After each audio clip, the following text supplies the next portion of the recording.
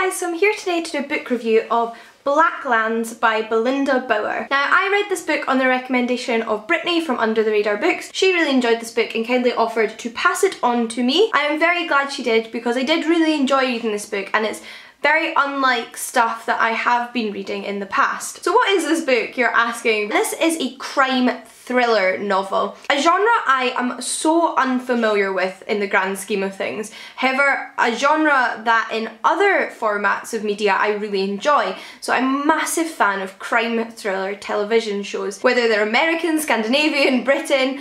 I love me a good crime thriller. And this is crime thriller in its truest form. It doesn't have that comical edge that some detective novels or detective shows might have.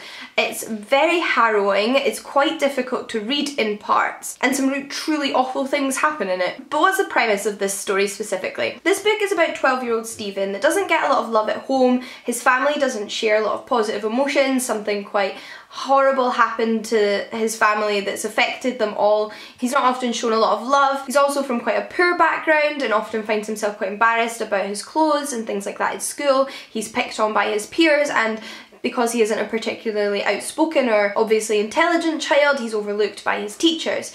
So he's quite lonely, he has one good friend, and he's desperate for more love and attention at home. The event that happened to his family, which was that 18 years ago, Stephen's uncle Billy was abducted by a paedophile and serial killer. This had a massive effect on Stephen's grandmother, who kind of neglected her own daughter after that, and thus subsequently affected her daughter, who is Stephen's mother. Shortly after Billy, Stephen's uncle's abduction, Arnold Avery, who is the serial killer, is caught and put in prison.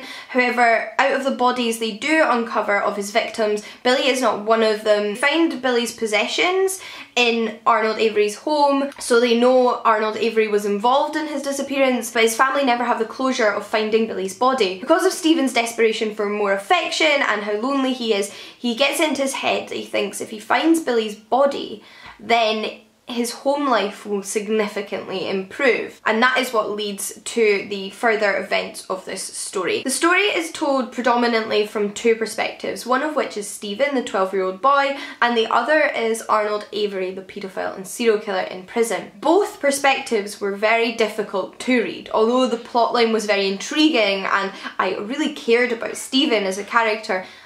I can't pretend that I didn't find it difficult and hard going at points, because the story is not only so harrowing, but there's two different reasons why it's so difficult to read. Stephen's parts are difficult to read because they made me very sad and sympathetic and just wanted his life to be better, and I just felt for the boy, and his life was portrayed very viscerally, and it was very easy to feel empathy towards him, which I think was great. I think it was perfect. Although difficult to read, it was really important that it was done in that way, and it made me connect to the character.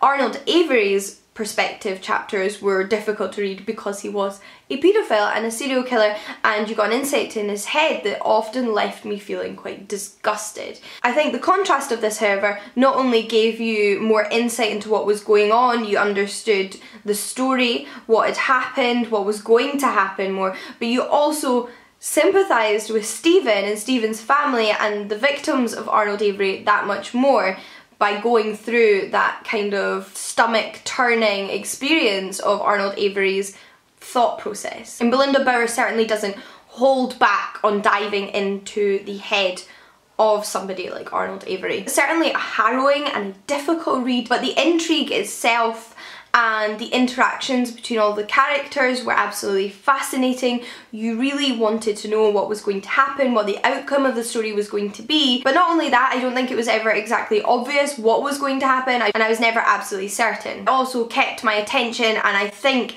was the perfect length. It's about 221 pages. I think that was the perfect length to give depth and insight to the storyline, but also keep it moving and not draw everything out for too long. And I would definitely recommend checking this book out. So it's definitely lived up to my expectations of crime thrillers based on my enjoyment of television crime thrillers, but I think it was almost that much more empathetic and emotional because it had the space of a novel and gave that insight into the thought processes of the characters. Until next time guys, happy reading, and I'll see you all again soon. Bye! Hi guys, so I'm here today for what is partly a to book review, and also just a small discussion on my beginnings with Jane Austen's work.